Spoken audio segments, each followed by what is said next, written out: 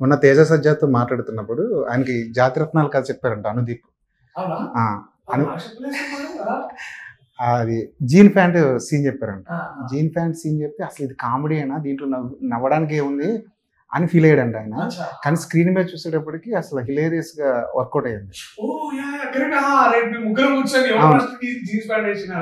అనుదీప్ అసలు అలా చెప్పడు, అసలు జీన్ ప్యాంట్ వేసుకుంటారు దీని మీద గొడవ వద్దు అంటే సీన్ అలాగే చెప్తాడంట. మీ సీన్ ఆ సీన్ అలాగే చెప్పారు మీకు?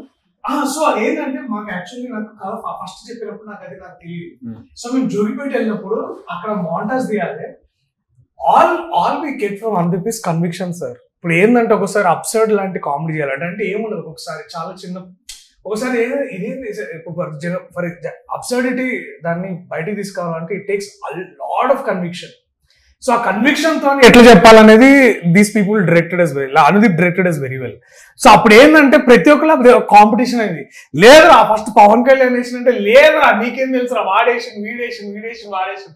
So it's all pure conviction sir. And definitely అది చెప్పినప్పుడు అంత ఇది లేదు, కానీ మాతో కూర్చున్నప్పుడు రిహర్స్ చేస్తున్నాను, అప్పుడు నాకు తెలుసు ఈ పొటెన్షియల్ ఇంకా పెరుగుతుంది.